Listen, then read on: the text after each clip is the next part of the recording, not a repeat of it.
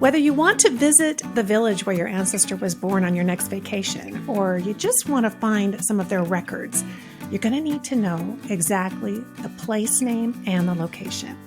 Professional genealogist Rich Venezia is here to help us pin down those ancestral places.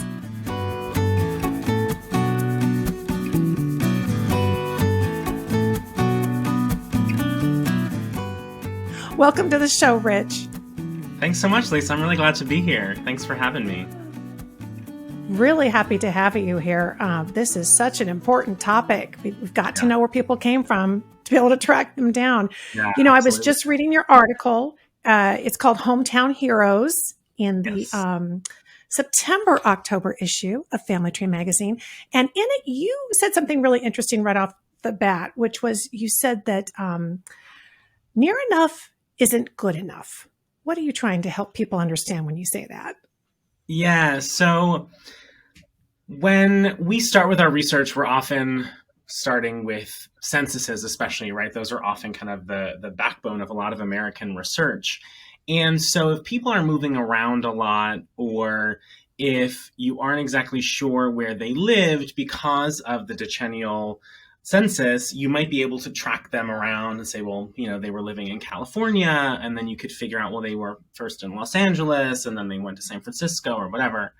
But a lot of other countries, especially Western and Eastern European nations, don't have similar types of these censuses, or at least not that are available to us. And so if we only know let's say the state where they're from, or the province or region in a different country, it's often really difficult to figure out where the records are, because a lot of times the records are going to be held at a really local level. And so unless you know that exact town or village, more often than not, you're going to have a lot of difficulty getting any records and moving your research further back in the old country, because you really need to pinpoint that exact location. That's a great point. And I know sometimes I've seen it where I see a record and it says Warsaw, but they weren't really in Warsaw. They were just really close by. Is that fairly common? Yeah, precisely. My parents actually, I got to tell them, the exact Italian villages where their grandparents were all from, because they always said Naples, right? Or they heard Naples as part of their family story, but none of them are from Naples. They're all from, 45 minutes, hour and a half outside of Naples. But I think that happens pretty frequently in the type of research that we're doing. And even today, when you meet people around the world or across the country, they'll probably won't often say the suburb of, New York or Philly or DC where they're from. They'll usually just say, the city that's close by. So I think that kind of pervades to today. And it's a great way to, remember when you see big cities listed on a death record or something like that, you might need to dig a little further to ascertain whether it was indeed that city or if it's someplace that's close by. Awesome. Well, in the article, you give 16 sources that we can turn to try to pin this all down. Let's start with number one, which I think is excellent, which is ship manifests. Yeah. So ship manifests are a great way to start when we're looking for our ancestors that, came over voluntarily, that were interested in finding a better life for their family. The problem with manifests is that they weren't really used to regulate immigrants because of the laws in the United States until around the late 1800s. And so because of that, there's not always great detail on them. So if you're like me and you have a lot of 20th century immigrant ancestors, manifests can often give you most all of the information that you need. But if you're researching earlier ancestors, you might very well never find a manifest because there wasn't one created, or the manifest is only going to give you a country of origin as opposed to any place more specific. Great. And so let's say that they immigrated, you found it, you realized, it doesn't have that specific. Number two, you mentioned naturalization records. I love these, and I just think they're an amazing resource. Tell folks about what these are and what they might have for us. Sure. So naturalization records are often kind of the next stepping stone when we're researching immigrant ancestors. They relate to the process to become a U.S. citizen, which was never a requirement. So you may find them for your immigrant ancestors, but you may not. Again, starting in the 20th century, we see really helpful information on these records. We generally get exact places of birth, place of last residence, which certainly isn't always the same, information on ship of arrival, lots of great details. But because of kind of the lack of regulation of these, or lack of federalization of these records, the forms weren't standardized prior to the early 1900s. And as such, again, we run into this situation where every now and again you'll find a record from the 1850s that's super helpful and gives an exact place of origin and lots of other great genealogical details. But most pre-1906 naturalization records aren't generally going to give you that exact location of origin that you really need to go across the pond. Sounds like we have to do a lot of collecting of all the different ones. You never know which one's going to have it. Exactly. I know for me, from my great-grandparents, that was the only document that mentioned this little village of Cotton. You know, everything else was much more generic and kind of the general area, but that was the one. So you never know. Right. Number 3 was vital records. Now that makes sense. What? Birth, marriage, and death, right? Right, of course. So these are a great way to, again, collect a lot of documentation and see maybe where, if you've got 10 or 15 or 20 to order, only 1 or 2 of them might have the precise information that you're looking for.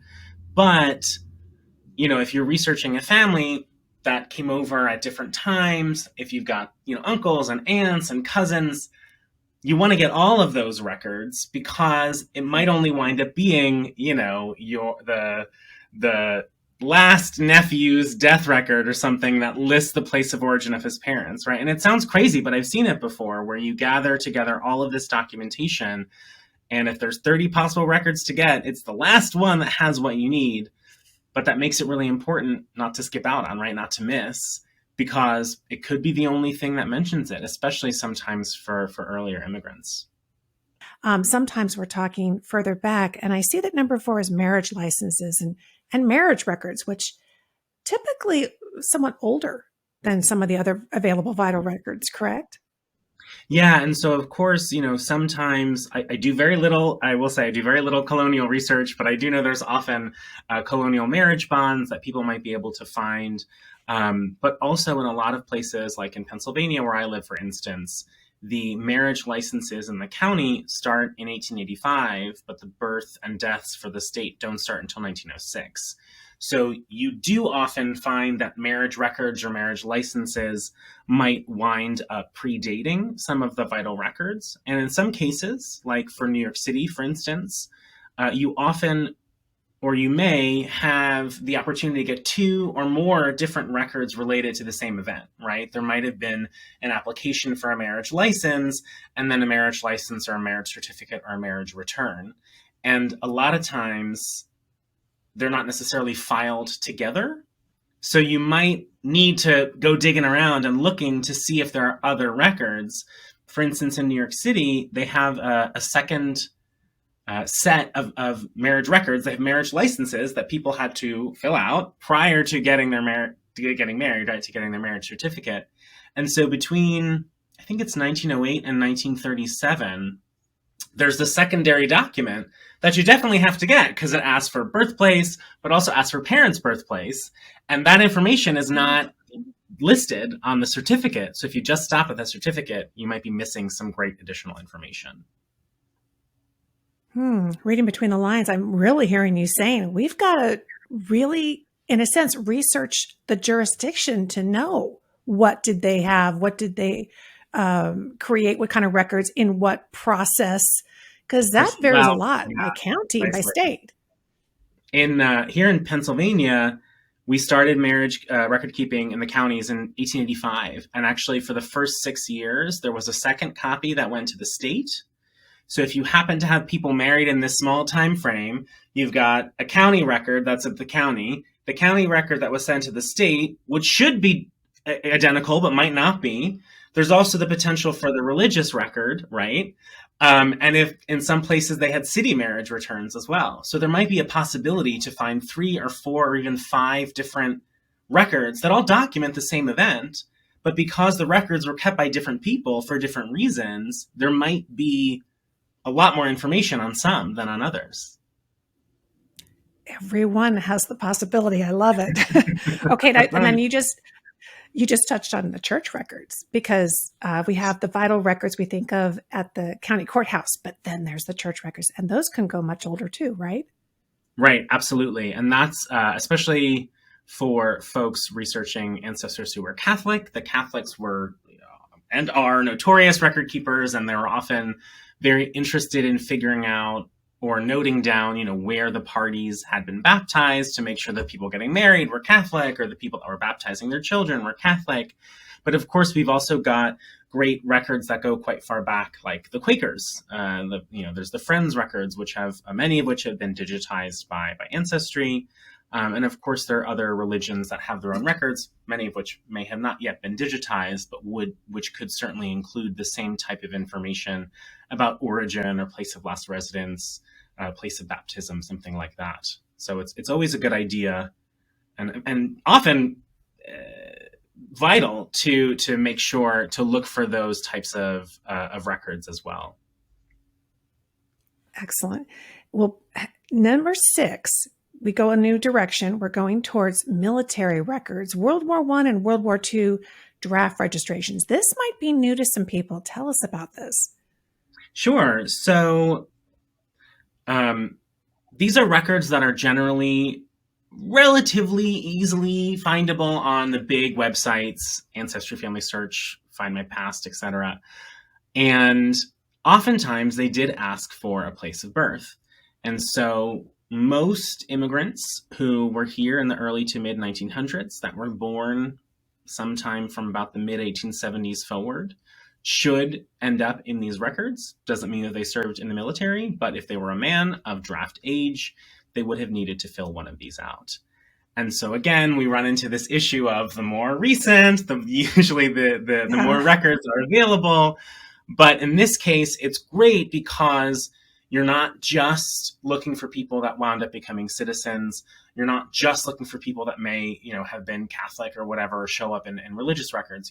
All men that would have been between these certain ages on these dates would or should have filled out these records. And so these records may indeed specify that exact location of origin. Yes. One of the most comprehensive collections. I mean, it really does cover everybody, which is terrific. Yeah. But if they did serve, number 7, you have military service and pension records. Yeah. So these are one of kind of the first ports of call that I would want to look into for an earlier immigrant ancestor. We have pension records back to the Revolutionary War.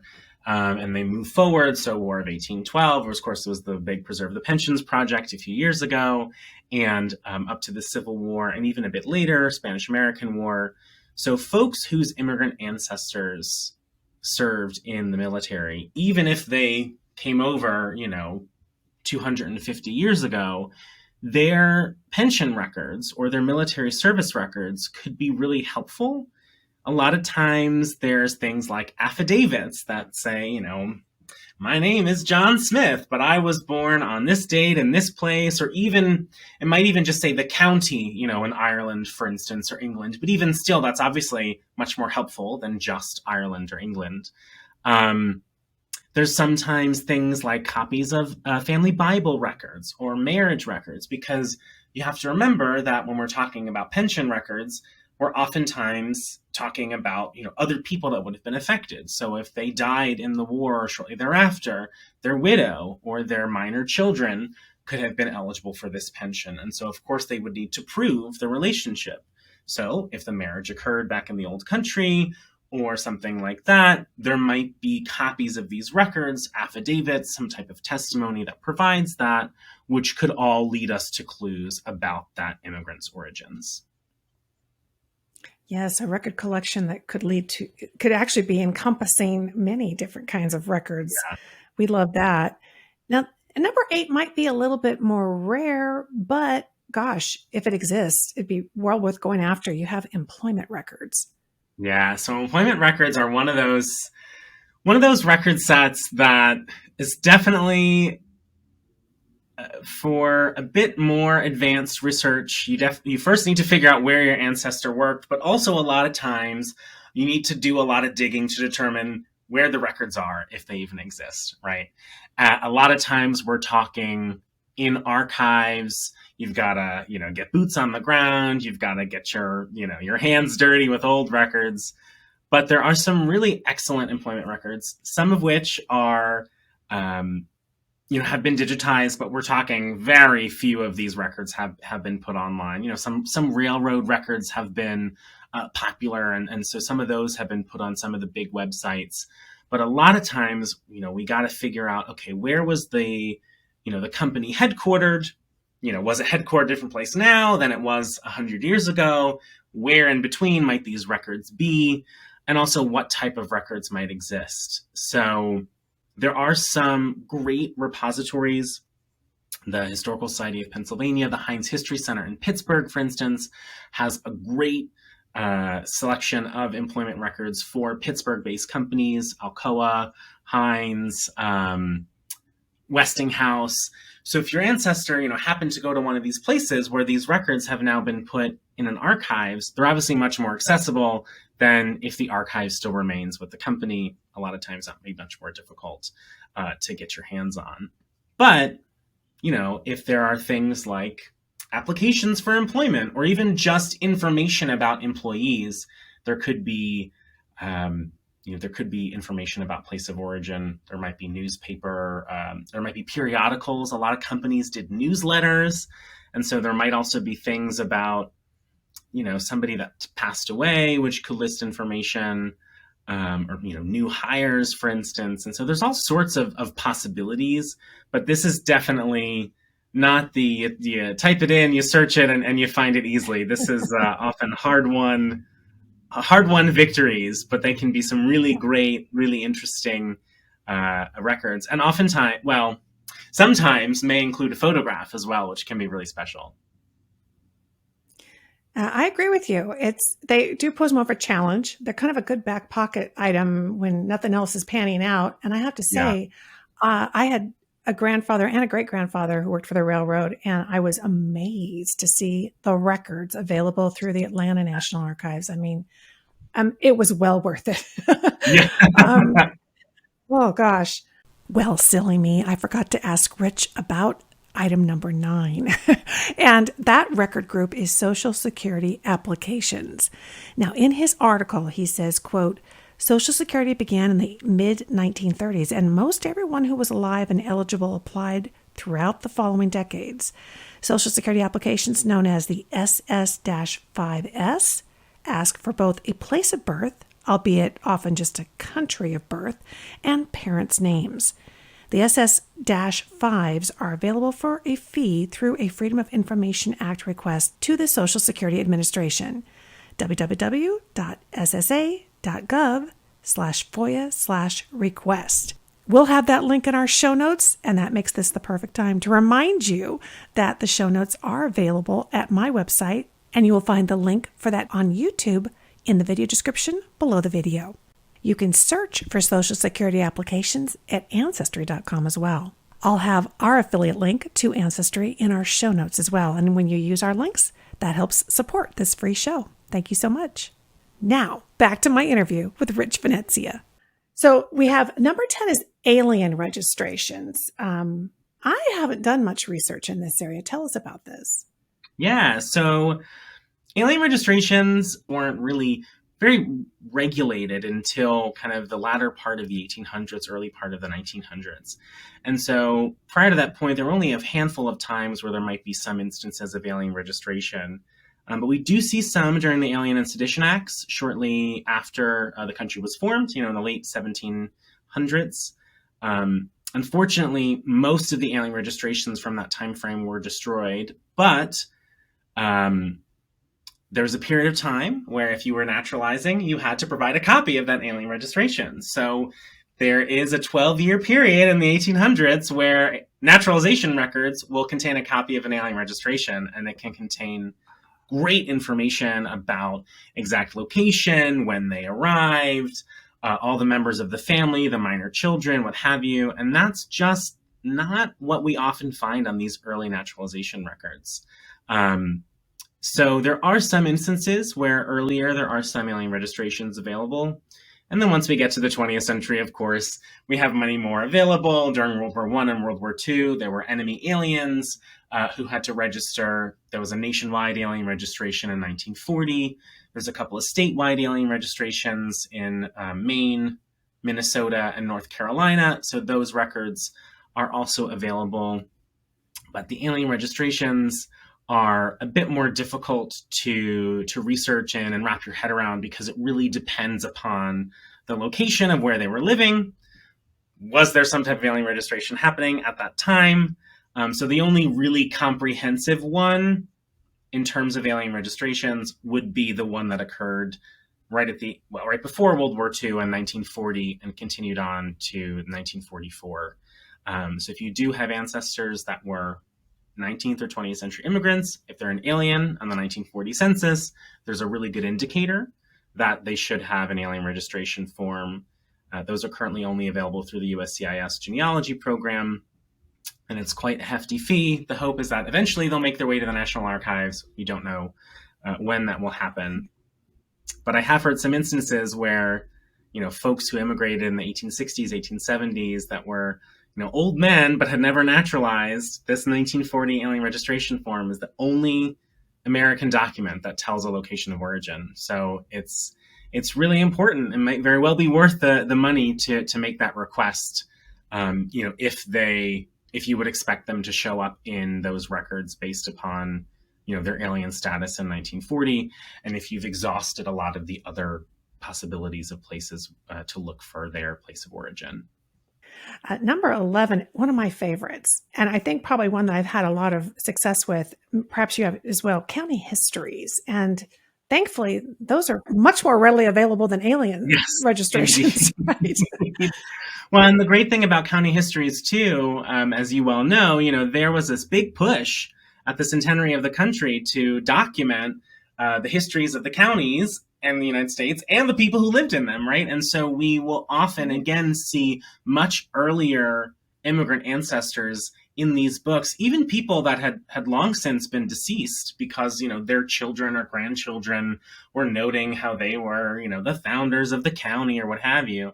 And it will often provide, if it's giving a mini biography of an immigrant, whether it's someone who's alive or is since deceased, it will often say, where, or at least what part of, their country of origin they came from. And so those can be really helpful in providing some of those details, as well as information about, how long they've lived in the county, what they did, how they got to, Atchison County, Kansas, up the Missouri River and whatever. There's sometimes some really interesting stories in there, and sometimes some photos as well. So County Histories are definitely a great option for folks whose immigrant ancestors were more, 18th and 19th century arrivals as opposed to more recent arrivals. Yeah, and that leads right into number 12, which is newspapers. And as I hear you talk about the stories we read in County Histories, a newspaper would be a great place to go and kind of look for another take on that story, right? Yeah, absolutely. Well, and of course, I think we originally think, okay, obituaries might list a place of origin, but of course there's all sorts of other things that might be listed. If people, were named as the executor in the will of their parents or sibling that was left, back overseas, that might be listed in the paper because there might have been some requirement about, a legal notice about that. Or steamship arrivals specifying, so-and-so are coming to join Mr. and Mrs. Smith of this city, right? And they might even specify, where they're coming from more precisely than just, they arrived on this steamship. So there's a lot of great opportunities in newspapers. And of course, more and more are getting digitized. There's great digital newspaper repositories, both countrywide, but also a lot of states have their own digital newspapers projects.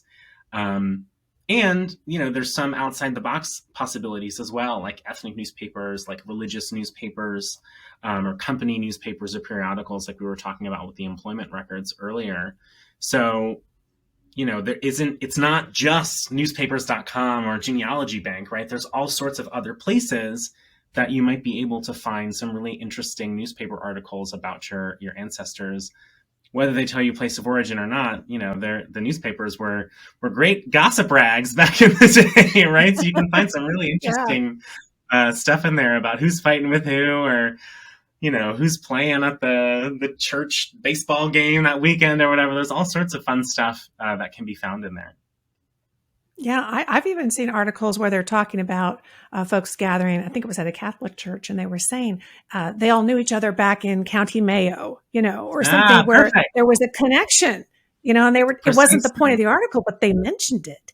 Right. Well, and you never know where those types of little things are going to come up, right? And so newspapers, I just can't overstate. I can't overstate their importance, right? They're just they can have so much utility, and as more time goes on, more and more are being digitized. So if you were on the big newspaper websites, you don't find something now, look again in 6 months, look again in 18 months, because there's just so many resources that are being added, and so many small towns had their own little weekly newspaper or whatever, and those are really where you want to go if your ancestors live somewhere rural or in a small town.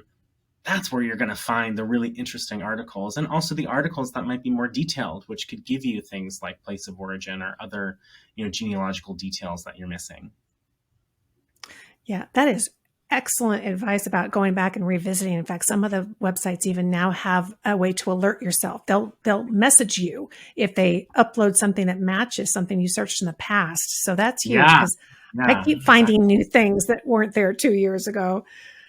Okay, so we've covered so many great resources, and we've got 4 here left that I think, you never know which one's going to be the gold mine. Cemetery records, tombstones. We think of tombstones as the first place to look. I'll often find, especially Irish immigrants, love to, their descendants love to place on the tombstones where their families were from. But there could be other records as well in the cemetery. They might be dusty books in the basement. You might have to ask real nicely, or bring some chocolate, or send a check to get access to them. But you never know what type of information you're going to find in there. And even if it doesn't give you the exact location of origin, it might be helpful to help you determine family relationships, right? And of course, if you now have more people to research, and that they're all related now, maybe some records that relate to the other people that are in the plot give you the type of information that you're looking for. So of course we want to start with tombstones, but there could certainly be records at the office. Sometimes records have been digitized. Check with the local genealogical or historical society, see if maybe there's a manuscript that they went around 50 or 75 years ago and wrote down all the information that was on the tombstones then, and maybe some of those tombstones are no longer still around. So, the grave stone itself is the place to start, but we could be talking about a ton of other records that might possibly be available for your cemetery of interest as well. Great point. So many different options there. And then right around death as well as probate files. Court records has got that we would turn to our court records, right? Yeah. So a lot of the earlier probate files, pre-1900s, for most counties in the United States have been digitized. They're on, all the places you'd expect. They're relatively well indexed. And when we think about probate files, it often isn't going to say, this person born in this place, died on this day, right? But there might be perhaps land that they had a share of back in the old country. Or it could be that, along the way, maybe they came from Europe through Canada and they had some property in Canada, which could be a helpful piece of information for you to have. And of course, it also might be that if they were a single person or had no family, it could be that the people that needed to be notified were back in the old country, right? So you sometimes will find, copies of correspondence sent through the consulate back in the old country notifying the brother that they needed to, provide X information, or that they had a share in this estate, and how is it going to be handled, and what would you want to do with it? And so, both in U.S. consular records that you find at the National Archives at College Park, but also in probate files that I've just seen in different county courthouses, you'll sometimes see these affidavits in other languages, or noting, siblings or other people that needed to somehow be involved in the process. Now, of course, that's not going to be many, or even, even a lot of these files, but you never know. So you definitely want to look. And this is, again, where we employ the fan principle, where if it's one of 5 brothers, you got to look at all the siblings, right? Because if there's 5 places to look, it's going to be in the last place that you look. And if you stop, because it's expensive to order the copies, or it's annoying to do the research, well, you might be missing out on that elusive piece of information that you're really hoping to find.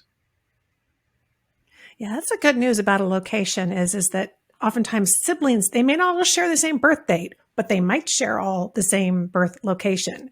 So Right. It gives us more people to work on. 15 is Fraternal Organization Records. And there's a lot of different fraternal organizations, aren't there? Yeah, this is, oftentimes you'll find these types of records in archives. Very few of these have made their way online. There's a couple of really good resources available on Ancestry, for instance. They've got the Massachusetts Catholic Order of, the Massachusetts Masons, excuse me. They've got the Order Sons of Italy in America for a couple of different states, though not all of the states.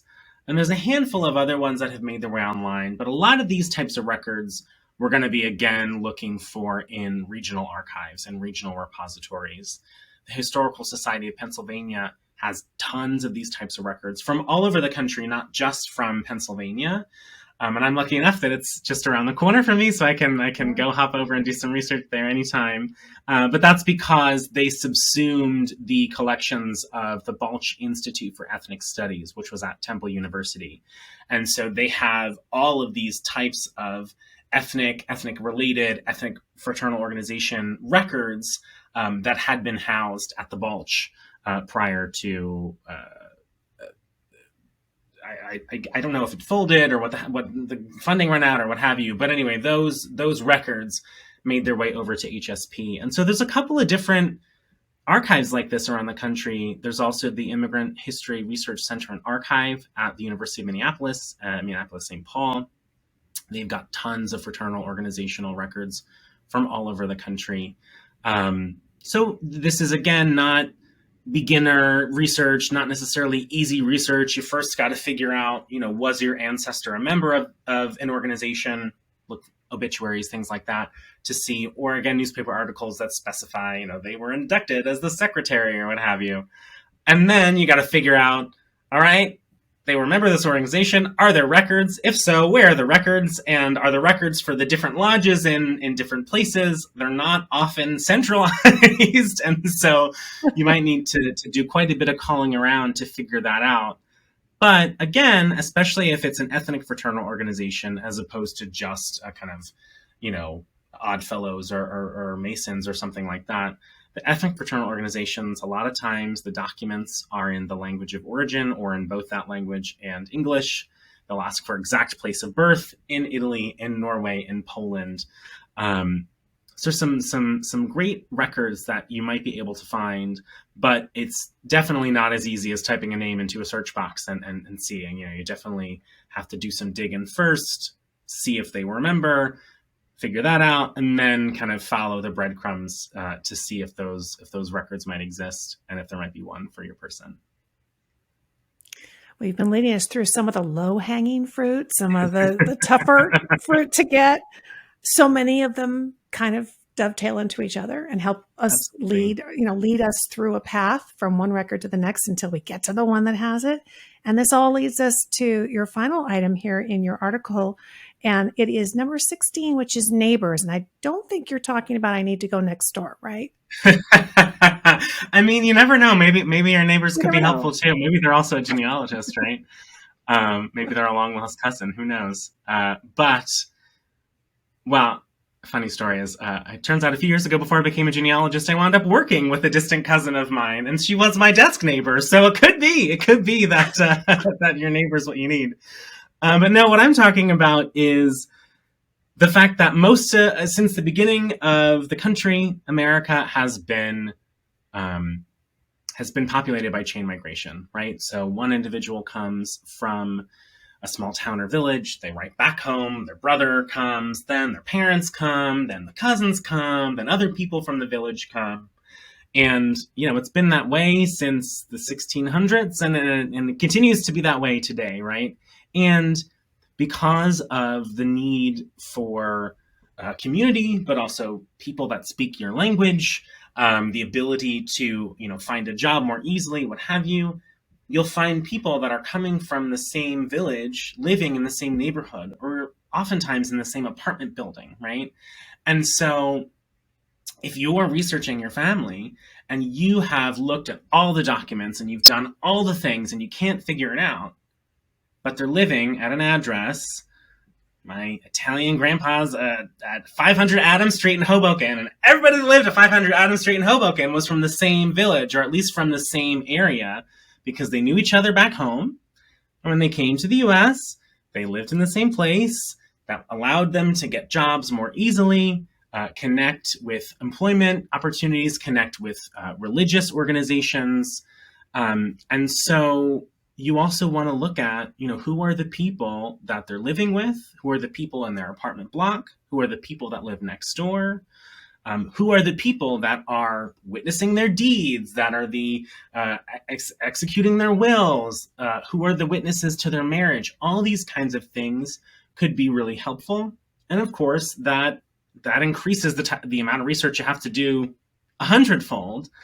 But if what you're really looking for is to figure out exact location of origin in the old country, and especially if we're talking earlier immigrants, it was the same in the 1920s as it was in the 1780s, right? Mm-hmm. And so, you definitely want to branch out and research the folks that your immigrant ancestors surrounded themselves with, whether it's physical neighbors or people that continually show up on their documents as informants, as witnesses, as co-signers, as bond guarantors, all of those kinds of things, because those people could very well have come from the same place. And then you got to start over again, doing all the all the research for those folks. But hopefully, eventually, it will lead you to the information that you're seeking. Well, and just looking at a census record, gosh, don't we see that? Italy, Italy, Italy, Italy, Italy. And they're all in apartments. Then we just grab your article and we run them through these 16 record sources again and see if we can't at least find an origin for them, which then would at least give us a clue of a place to look. These are all terrific ideas, and I really recommend that everybody get the Family Tree Magazine. It's September-October 2022 issue. Check out the Hometown Heroes article by Rich Venezia, because it is kind of like your checklist to run through. And whether it's easy or hard, it's worth it. And it was so worth it to have you here on the show. Thank you so much, Rich, for helping us. Yeah, thank you. Thanks for having me. I always appreciate the opportunity to talk to you and to write for Family Tree Magazine. So I'm glad for the article. I hope that y'all get some good ideas from having listened to this interview, and also from reading the article. And I wish you the best of luck in figuring out where your folks were from, and maybe eventually getting to go visit as well. Oh yes, that would be even better, wouldn't it? Thank you so much. Thank you.